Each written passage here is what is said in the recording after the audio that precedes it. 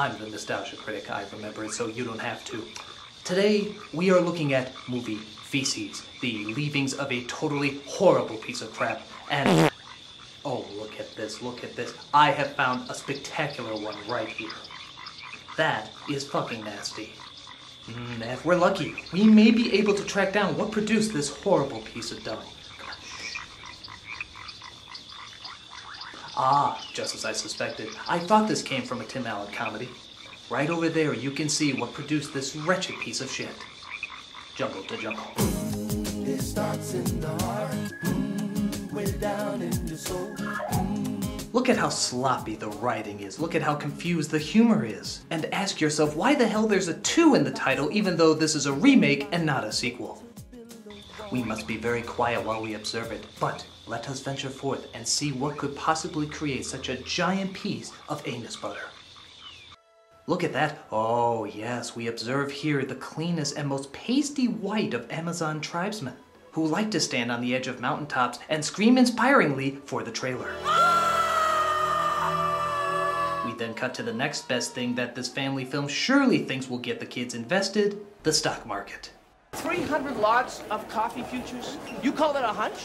No, Richard, I call that an opportunity. 300 lots in this market is not an opportunity, it's a death wish. Knowing that your kids are no doubt sucked in by all this technical talk, the film then proceeds to go to a subject matter that kids want to hear even more about: divorce proceedings. I'm getting married to Charlotte in 30 days. In order to do that, I need the divorce from Patricia. You'll overnight in Caracas, then fly to Canaima the next morning where you'll be met. Thanks. See you in 2 days. So Tim Allen's character, whose name you will never call him, so let's just keep calling him Tim Allen, is off to the Amazon to get a divorce from his wife so he can marry another woman. Weird and complicated? Oh, that's merely the icing on this cake of bullshit. We received this letter from your wife today. Senora Cromwell says that she could not come to Canaima, but she wants us to get you to Lipo Lipo. Wait a second, what are you talking about? I traveled 3,000 miles to get here and she doesn't show up? What's that about? After being attacked by deadly rubber fish, Tim Allen enters this knockoff of the mission and we see his wife Patricia. Notice how their hairstyles indicate that they met at a Mark Summers Jew Fro convention, very popular in the 90s. We weren't even married a year and you walked out on me. And now you want a divorce and you think I'm gonna hit you up for money. We both want a divorce. And aren't you? I don't want any money. Great. So we observe that she left because he didn't listen to her much when they were married. I guess he also didn't listen to the part where she was apparently leaving. Nor the incredibly forced plot point that he has a son. Know it at the time, but I was 97 and a quarter. Am I greedy? I'm feeling pretty greedy. I'm going to pregnant wait with your till son. 97 and a half. The boy sitting next to the fire over there is your son.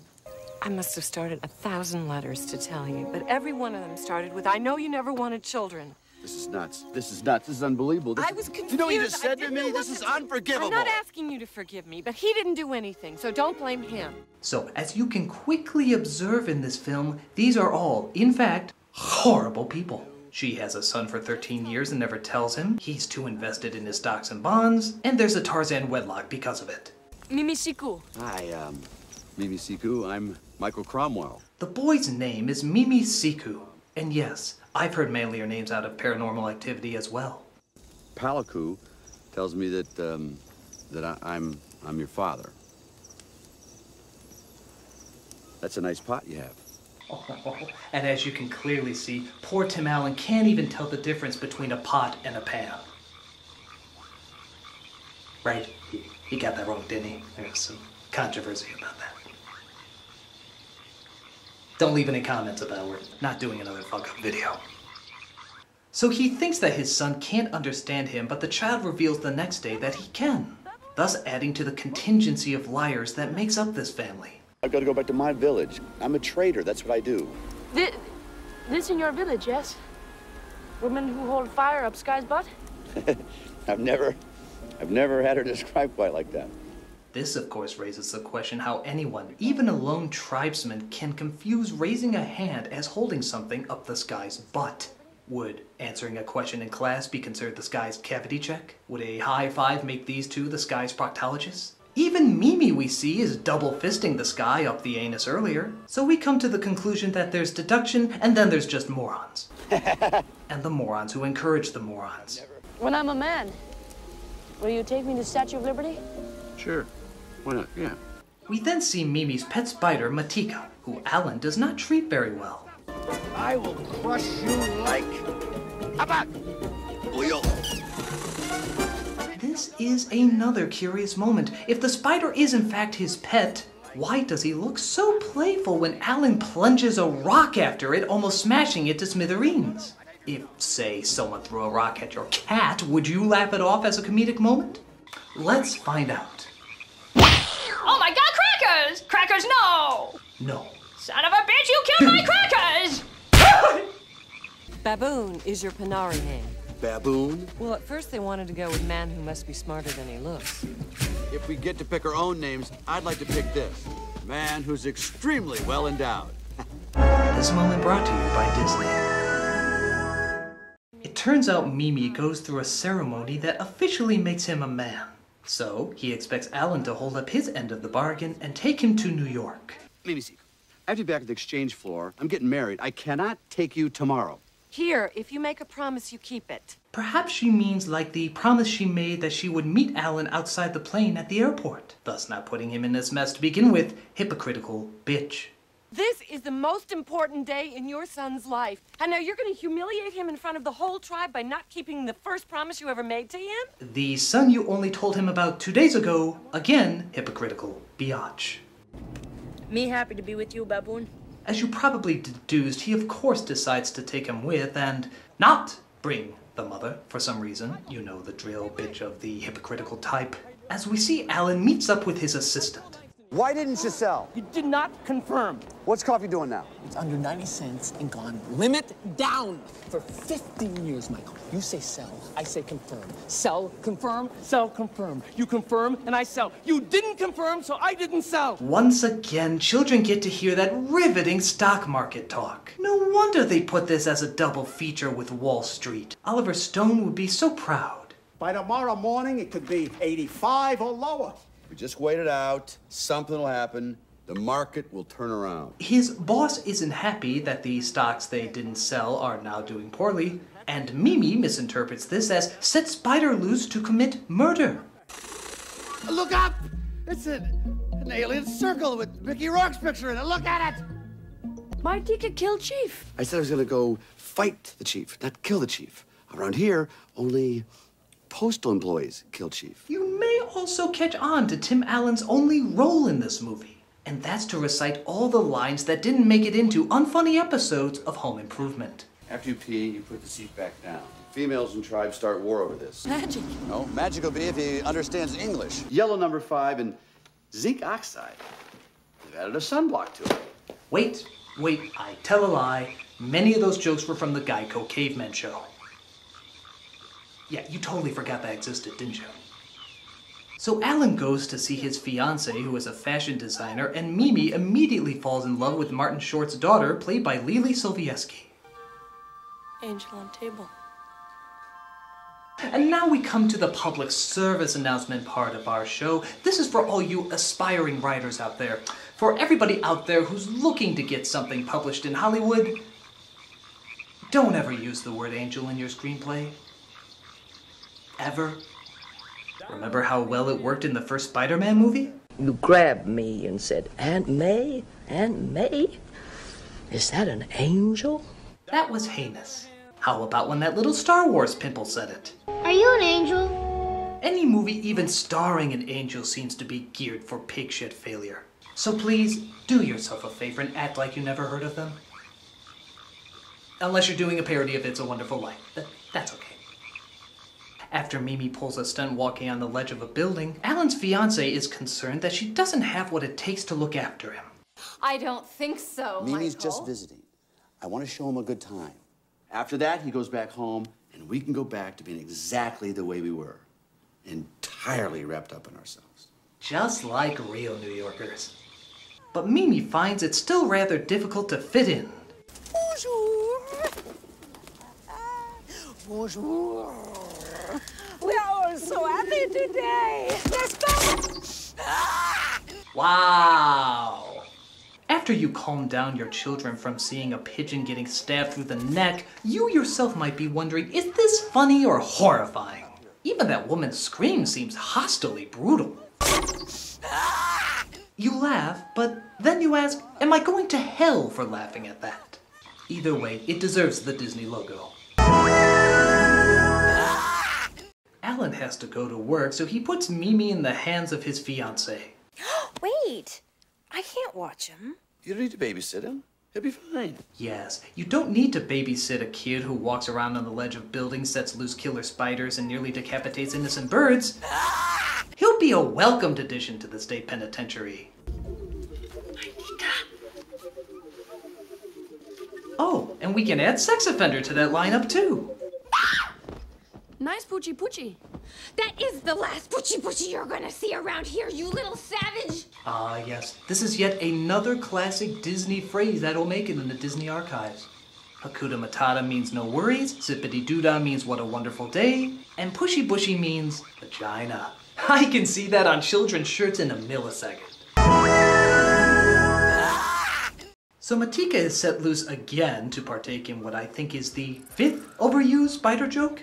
And Mimi sets his sights for the Statue of Liberty, and even manages to make his way there undetected. Even though all these people are looking right at him, and yet they tell no one. An interesting trait of New Yorkers, but not a surprising one. Alan is called in about Mimi climbing the statue, and he tries to explain the ways of New York life. Didn't I tell you to wait in the apartment? I want to see Statue of Liberty. I said we'd do that tomorrow. Always tomorrow. You're too busy for Mimi-Siku. I want to see Statue of Liberty, I go. Now you might be asking yourself, wasn't he just saying me instead of I in an earlier scene? Me happy to be with you, baboon. Well, there's a very good reason for that. Oh, fuck it, I just want to hear that woman scream again. So his assistant finds someone else who is interested in buying the stock, which it turns out is the Russian mafia. Introduce my comrades to you. Stand up. Sink you, sit down. Come. We talk beans. You might be wondering how a movie about a boy in a jungle got to a point in the story where they're talking about the Russian mafia. We're gonna take a short little break while I figure that out. Boy in a jungle, Russian mafia. Okay, I think I figured it out. The loyalty of the stockholders is at risk, so they ask several people around who have money. They all have zany solutions to the problem, but one seemed investment worthy, with no backfires at all. So they entered into a deal of business with them, sneakily and smoothly.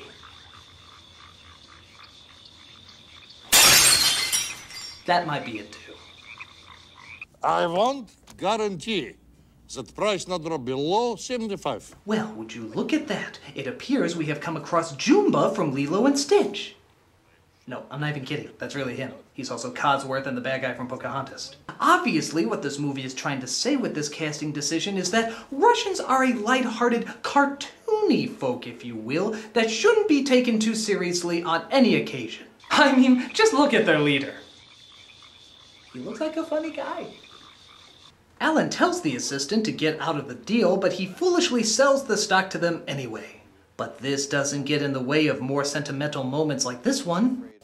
Why did Palico leave you, baboon? I probably took her for granted. Now you with Charlotte.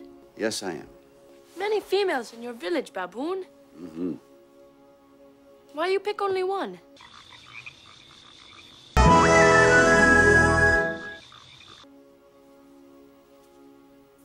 Well, when you pick one to love, it's very different. By the way, don't you love how he had to think about that for a moment? He didn't immediately turn it down. Like he thought to himself, yes, I should get some more hoes in my life. But obviously, something snapped him out of it. Many females in your village, baboon. Mm-hmm. Why you pick only one? Oh, no. Well, when you pick one to love, it's very different. So Alan convinces the mafia later that they want to buy the stock because they don't want to do dealings with the Russian mafia, but as soon as they do buy the stock back, it goes up, making the mafia think they scammed them on purpose, and again, do your children really have the slightest interest in any of this? Why don't we go back to showing Pocahontas for the girls and more animal abuse for the boys? Playing with the blowgun, of course, like a rational parent would.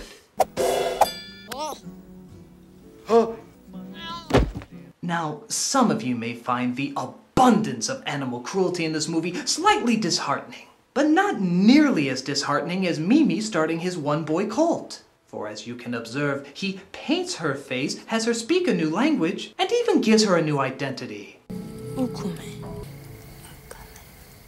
It's pretty.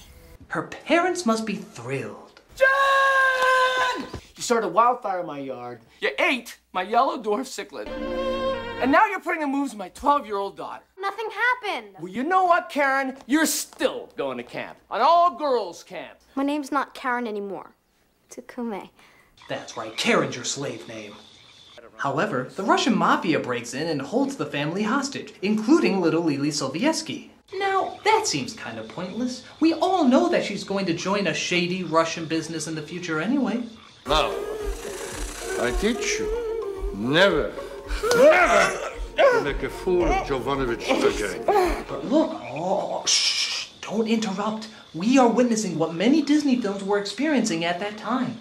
A painfully awkward forced slapstick climax. Shh, let us marvel at how unfunny it is. Yeah, Spider! Hey, Spider! Not one gag is working. Get him, Minnie! I'm coming out! Not even the slightest giggle. Get him, Minnie! Show him what the Kempsters are made of! Notice the absence of a smile on my face.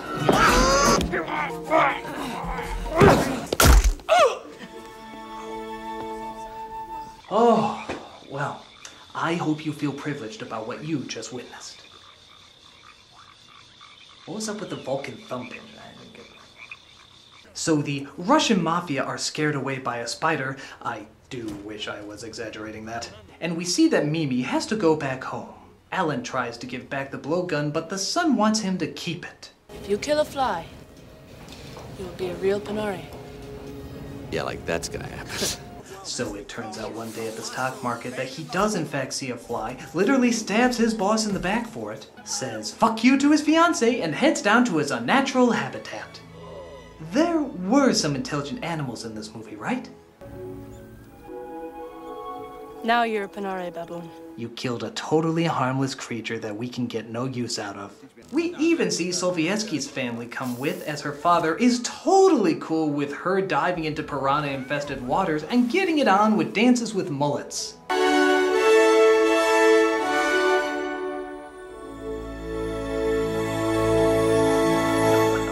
Do you see now how a film like this can produce something like that? Experts would describe this as a pretty bad flick. The family connections are considered weak, the logic makes little sense, and most of the jokes are, what's the word I'm looking for? Ah yes, bad.